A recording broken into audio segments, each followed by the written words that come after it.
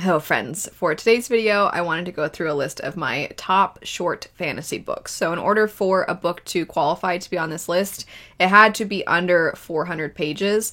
And some of these books actually are even under 300 pages. So really, if you are looking for a book that you can read in a day, you could also kind of sub in that as the title for this video. There are a few of these that belong to series, and I just really wanted to highlight that those books in the series I really enjoy, or that I like the series as a whole, and I think it's great that there are shorter entries that still really delivered. But kicking off the list, we have a middle grade series actually. I occasionally see this categorized as young adult, which makes sense because the character does sort of age up with the reader as the story progresses, and that would be the Song of the Lioness Quartet. This series was one of my absolute favorites as a kid. It's one of those series that made me really fall in love with fantasy. And I still think it holds up today. I constantly feel, one, like I need to reread it, and two, a lot of the things that I see in modern fantasy works, I either feel like have been inspired by this work, or I end up finding myself being like, I just want more of the old one, though, because it was so well done. The setup for the story is that we follow a young girl named Alana and her brother. And at the very beginning of the story, you see both of them. They are twins, and the way it works in their world is girls go to would rather go to each other's schools, as that is where their passions lie. And so they pull a parent trap and they switch places. And so Alana has to disguise herself as a boy and her brother has to disguise himself as a girl. You really don't see her brother from there, so you are primarily just focusing on Alana, just to be clear. But you are watching as she is trying to navigate this passion of hers through the disguise of being a boy and everything that comes with that as she is growing up, and this constant fear of being discovered. But then as she grows into an adult woman, because you do follow her over the course of the quartet into her adult life, you really see the way in which she defies expectations, and she is just a force to be reckoned with. She's an amazing character. I feel like she kind of set a really high bar for me for fantasy characters for the rest of my life.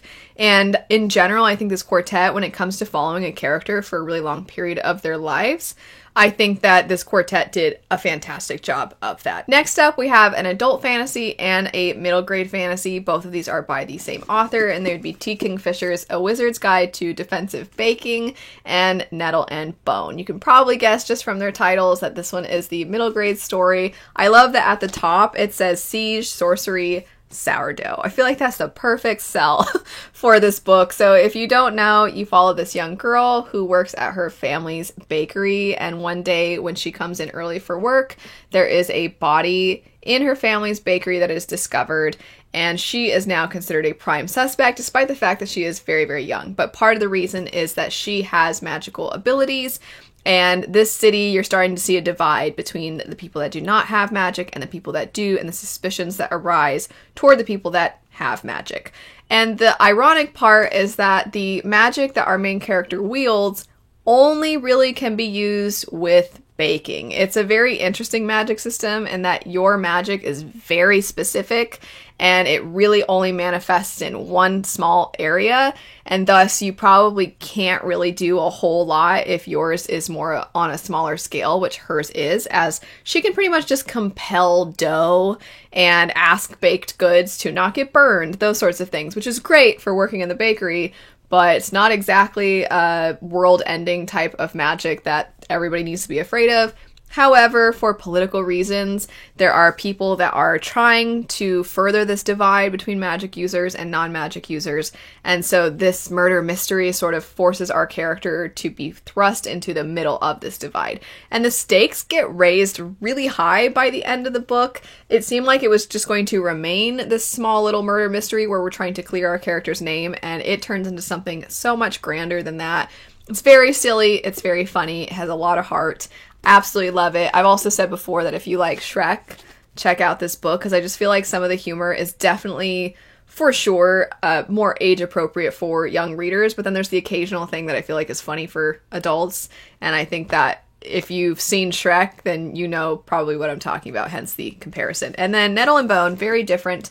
This one is much more mature in its plot, in that we follow a young woman whose sister has been married to this man who has a lot of military at his disposal. Thus, it is very significant that this kingdom that our main character is a part of maintains this marriage alliance. However, our main character Mara is starting to realize that her sister is being abused by this prince, and she really wants to help her and save her. However, to do that would be to put her entire kingdom in jeopardy. So she's trying to put together a ragtag group of people to do what she can to rescue her sister and do it in a way that it won't interfere with the politics of the realm.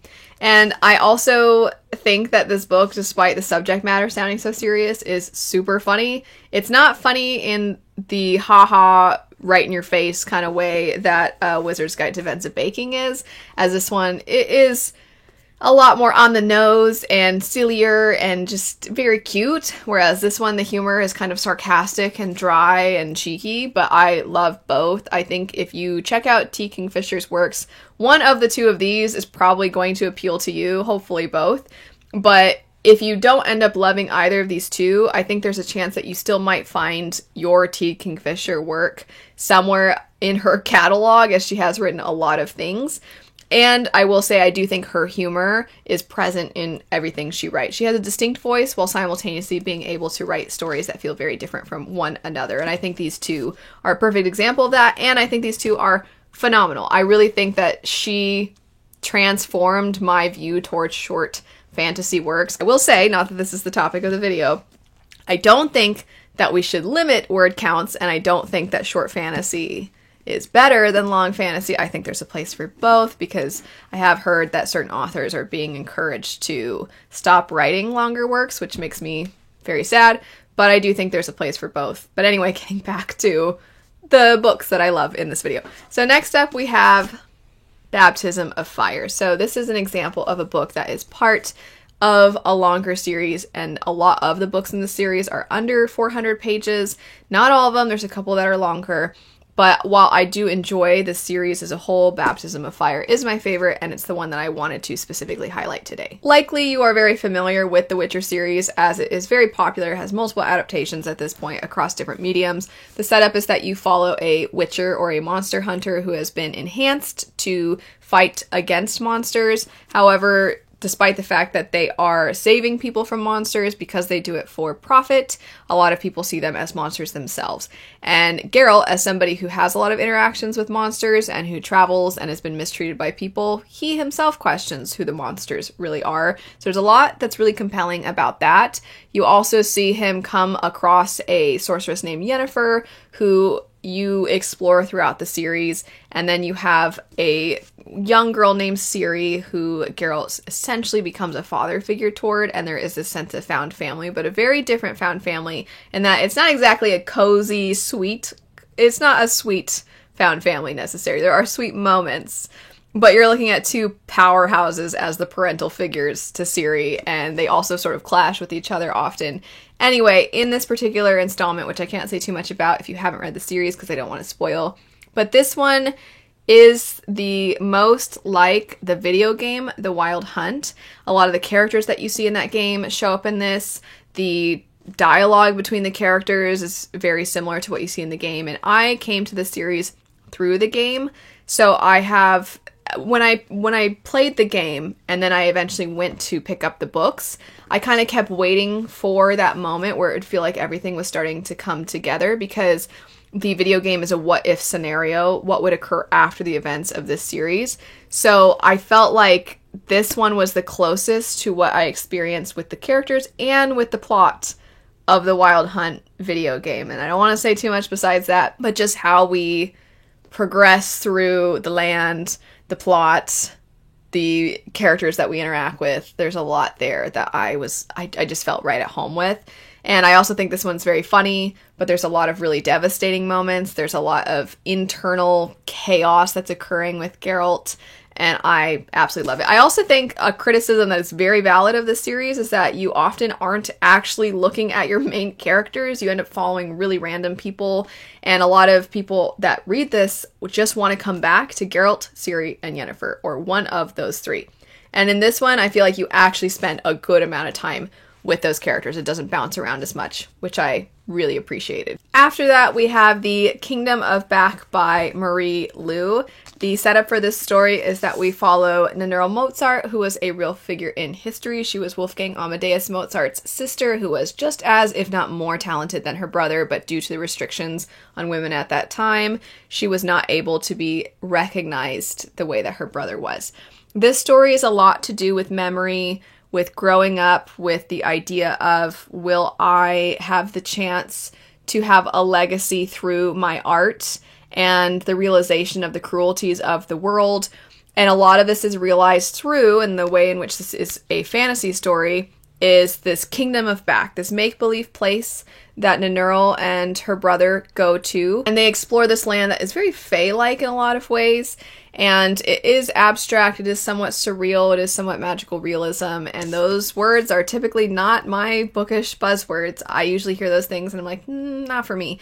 And I adored this. I loved it so much. I thought the way the themes were represented through what was transpiring in the imagination of this child as she's growing into a woman, I just think it is exceptional. It's quite sad, but I think definitely worth the read. And I think if you like this, you might be interested in The Invisible Life of Addie LaRue. I think there's some parallels with the themes across these two. Since I mentioned Addie LaRue, which is a V.E. Schwab work, I'll go ahead and jump into some of hers.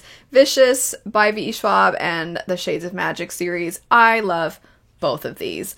Vicious and the Darker Shades of Magic are very different from one another. One of them is much more rooted in our own world, and it's more sci-fi leaning, and then the other one is much more fantasy leaning, but then has almost a historical fiction feel to it as well, given that you do sort of see London, our own London. I'm sure most of you know that in Shades of Magic, we follow a character who has the ability to travel between parallel worlds through the cities of London across the different worlds. And the setup for the first book is that Kell is not supposed to bring an item from one world into the next, and he breaks that rule, and then he discovers why that rule is in place, is what I'll say. The first book is really race to the finish line once everything gets established. It does take a little bit to establish who Kell is, his relationship with his adoptive family, and the other main character that you see, which would be Delilah Bard, who is kind of a controversial character as far as a lot of people love her and a lot of people can't stand her, and I think that she is very bombastic and she has a lot of personality, which I think could be said of a lot of the characters in this anyway. They feel very real, which for some people they're going to very much dislike, adore some, they can't stand others, but regardless, I appreciate how much life there is in this story, in these characters. I think that the plot is really creative. I think that the villains are compelling and interesting. I had one villain in particular that I really enjoyed the way in which we dissected them throughout the series. So jumping into it though, it's still hard for me to remember that the first book is so short. In my head, it's always a longer book, but that's not true. The first book is very short. It might be 400 exactly, or like 401. It depends on the edition, of course, as well. But I feel like it barely makes this list, but it is short. And anytime I think about that series, because the later installments are much longer, I'm always like, oh yeah, that first book is really short. But I think it's a really exciting first entry into the series. And then after that, we have Vicious. Fractured timeline. It's creative. This is very malicious. The characters are very cutthroat. You follow these two individuals who used to be best friends, and in present day they hate each other, want to kill each other. You don't know why. You're figuring that out through this fractured timeline. And the thing that they had uniting them when they were younger is this shared passion for knowledge, and they were specifically trying to discover if these rumors about extraordinary people that had the ability to use some kind of magic after they went through a near-death experience, we'll say, they're trying to see if that conspiracy theory is true or not. And the way in which they decide to try and discover that is to put themselves in danger, and then you're trying to figure out what happened from there. Also, are there people with powers? And I think that's really fun to explore. I liked this book so much. I really want that third one to come out already. When's it going to come out? And also with Shades of Magic, when's the next book in the continuation series going to come out? At the time I'm filming this, I'll check every now and then, like, I know that it's going to be a trilogy, the second series, and I want to know when that second book is projected to be released, and there's never a projected release date. hopefully soon that'll be announced. Not cruel or malicious in the slightest, but actually the exact opposite. So cozy, so cute, so charming, half a soul. This book is so delightful, so precious. We follow this woman who, when she was young, this fae being took part of her soul. And in doing so, they essentially muted a lot of her reactions. And thus, she now is seen as an oddity. It is considered a Regency fairy tale. So you can imagine that the time period in which things take place, that our main character, by not always reacting the way she's supposed to, is very much seen as an oddity. And she doesn't really fit in with higher society very well.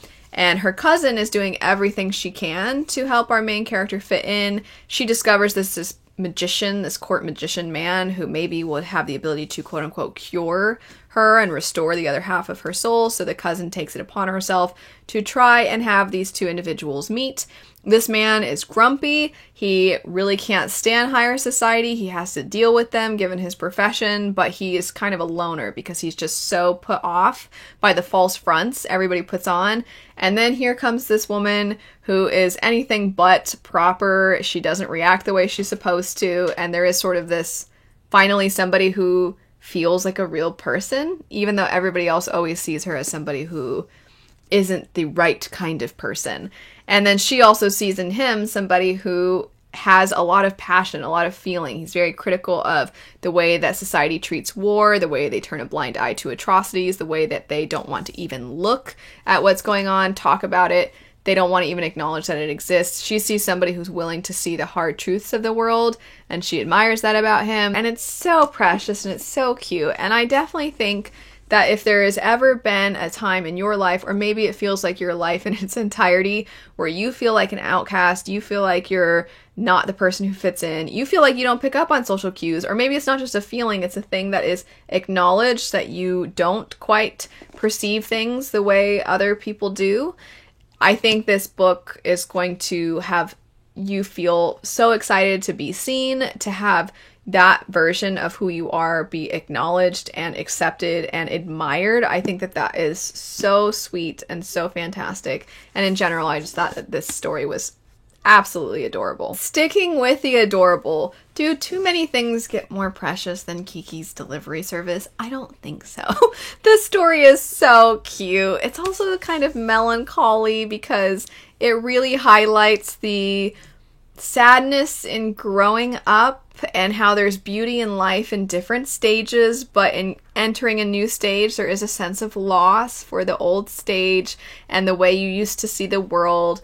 But it is so sweet, and it is, as I'm sure many of you know, it is a movie, and the movie is precious and darling also, and so heartwarming. And my husband and I, because if you don't know, over on my side channel, I've been watching through Studio Ghibli movies and having discussions with my friends about them. And so if you really like that studio, you can follow us as we go through the movies and have these in-depth conversations. But my husband and I, having watched quite a few of them recently, I was talking about them. He's like, Kiki's is still my favorite. He's like, it's so cute. It's so, really, truly, it's the most adorable thing. I feel like, how do you not like Kiki's Delivery Service? You follow this young girl who, when she turns 13, she goes to live on her own to prove herself as it's like an entry point for witches. They go live on their own for a year, and she has her flying broomstick, and she's trying to find her place in life. And so she ends up delivering, and she just gets caught up in the day-to-day shenanigans of life and the people of this city and trying to help people, and then like little things go wrong, and it's so sweet. It's so darling. The author wrote this for, I believe she wrote it for her daughter after seeing a drawing that her daughter had done, and she kind of breathed life into this drawing by giving it a story, and there are illustrations in this as well. It's so delightful. I know for some people they might be like, I want the epic stuff. I want the really cool world building and things like that, and maybe this isn't as much your cup of tea, but at the very least, check out the movie because it will likely put you in a good mood. Just get all cozy. It's so cute. It's so cute. Not necessarily cute. We have God Killer. I still can't believe that this book is as short as it is, and it packed such a punch, and it did so much in such a short amount of time.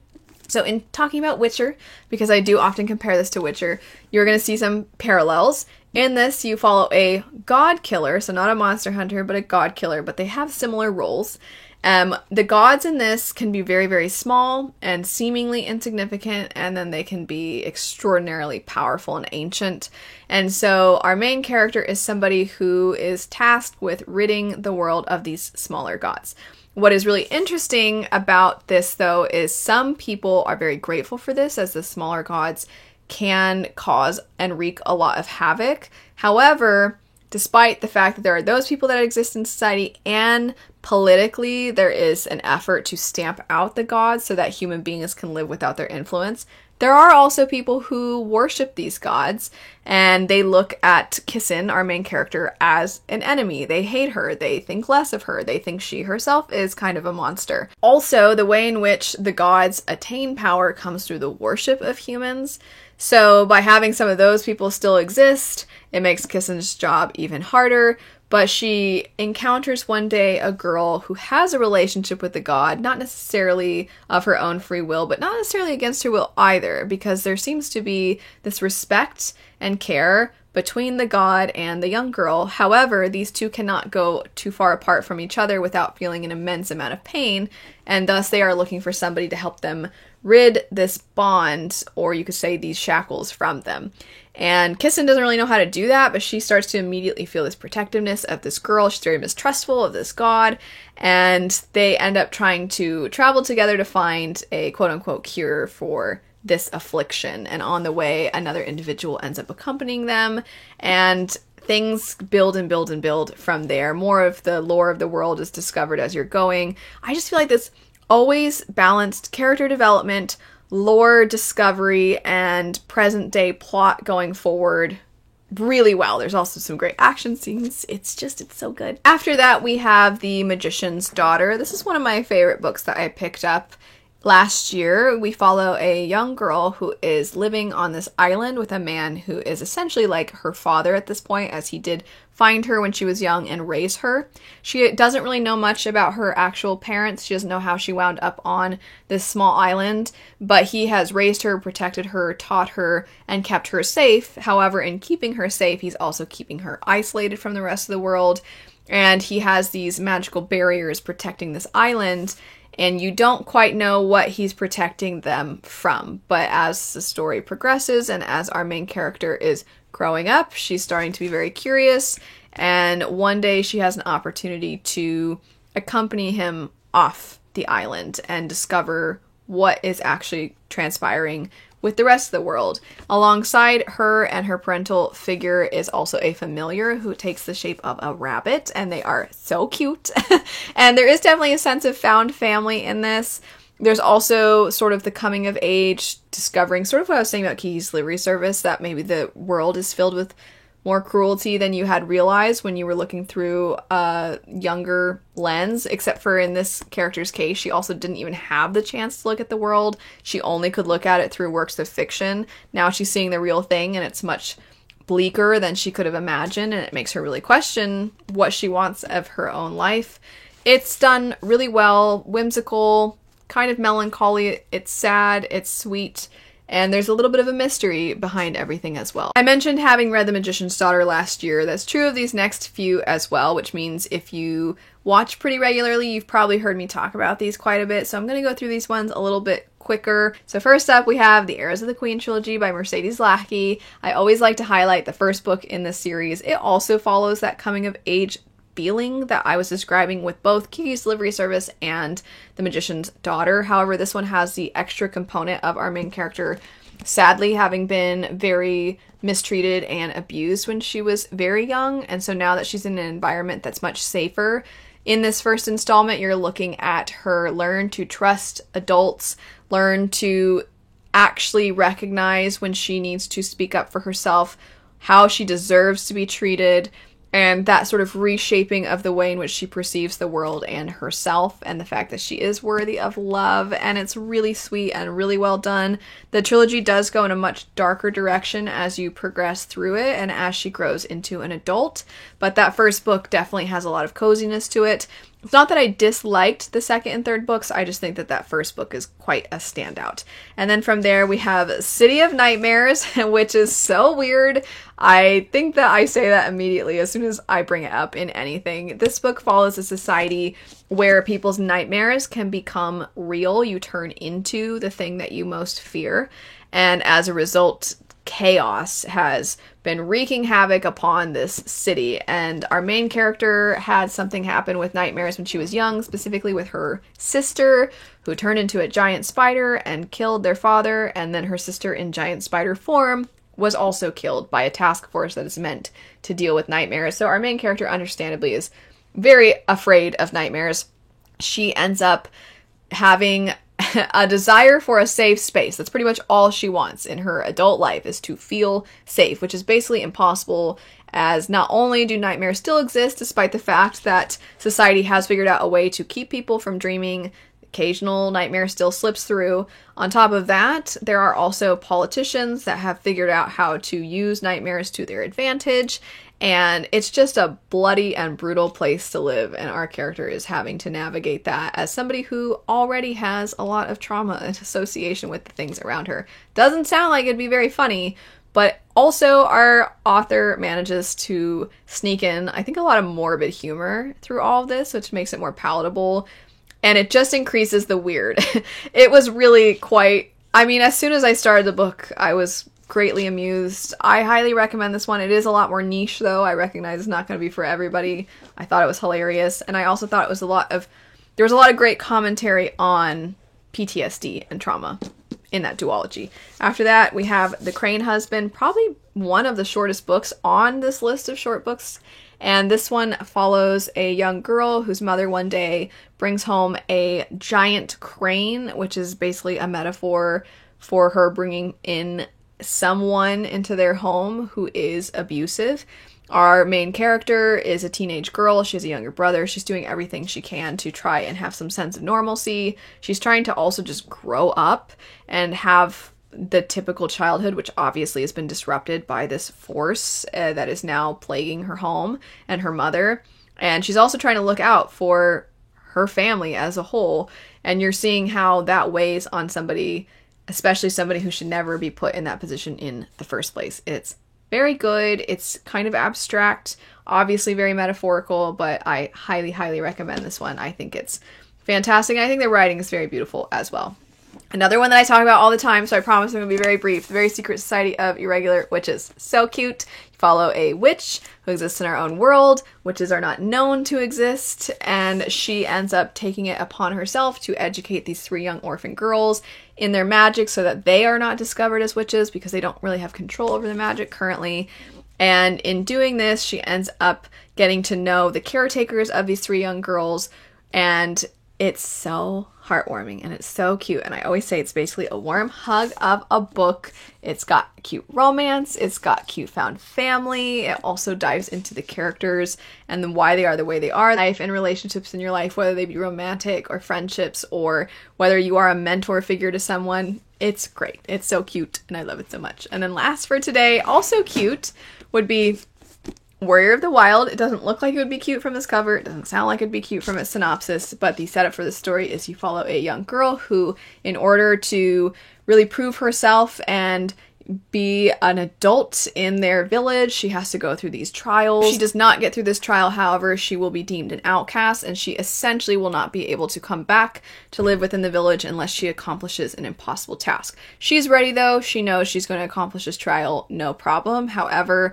there are some individuals that sabotage everything, and then from there our character is kicked out of the village and has to try and find a way to accomplish the impossible task that is put upon her.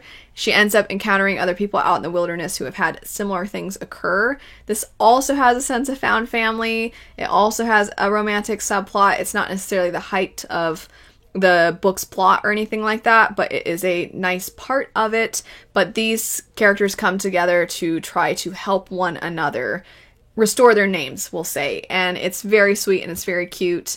And there's a little bit of a mystery as well in the story, which sort of takes some things in a direction you might not expect. I really think it's quite delightful though. that's it for some of my favorite short fantasy books. I think a lot of these have so much to offer, and they do it in a short amount of pages, which I think is incredibly impressive. I think it's very, very difficult to do. By no means do I think that short fantasy is the direction everybody should try to go in, as I think still that some stories do require more time, and I think some worlds require the pages to really flesh them out, make you feel immersed in them. But it's nice to see that we have both options available to us as fantasy readers. It's good to have stories that can be more contained, more intimate, more cozy, and then we can have these really epic ones as well. So anyway, let me know, what are some of your favorite short fantasy books? It's okay if you don't know if it's exactly under 400 or if it's right around there. It's okay. Just mentioning some that are on the shorter side is completely fine. Thanks so much for watching though. I hope you have a great rest of your day, and I'll see you later. Bye.